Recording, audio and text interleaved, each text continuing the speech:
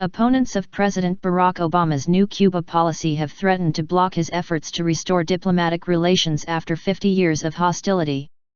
Florida Senator Marco Rubio promised on CNN to block the nomination of any U.S. ambassador to Cuba. Other anti-Castro legislators suggested Congress would remove funding for any normalized ties with the country.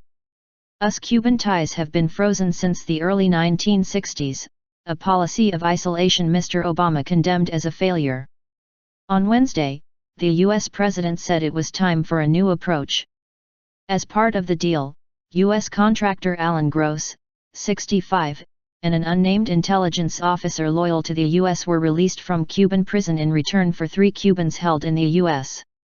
The U.S. will now seek to set up an embassy in Cuba, expand U.S. visitors to Cuba, open up banking and increase caps on how much cash Cubans can post to relatives onto the island. But only Congress has the power to end the full trade embargo, and with many Republicans deeply opposed to such a change, correspondents say it is unlikely to happen soon.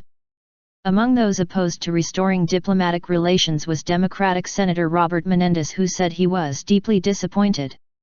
It's a fallacy to believe that Cuba will reform because an American president opens his hands and the Castro brothers will suddenly unclench their fists. Fellow Senator Lindsey Graham, a Republican, said he would be among those trying to pass legislation to undercut funding for policy changes, including setting up an embassy.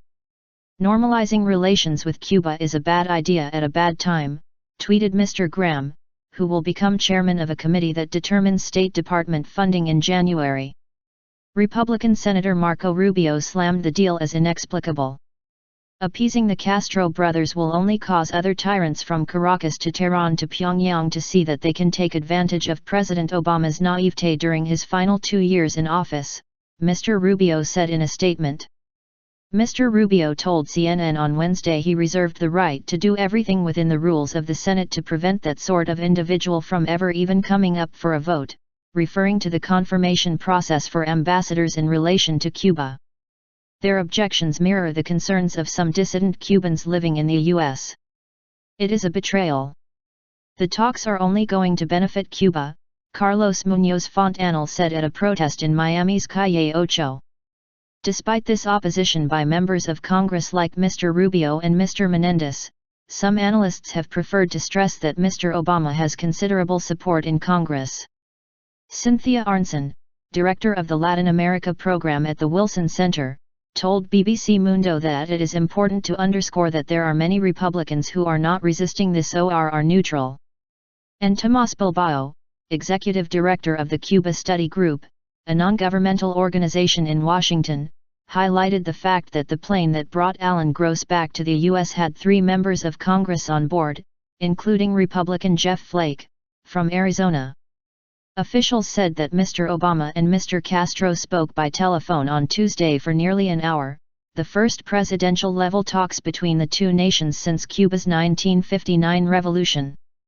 In exchange for Mr. Gross, who was in poor health, and the unnamed intelligence officer, Washington released 3 members of the so-called Cuban Five who were serving lengthy sentences for espionage. Mr. Gross's 5-year imprisonment had undermined previous attempts to thaw diplomatic relations between the two countries.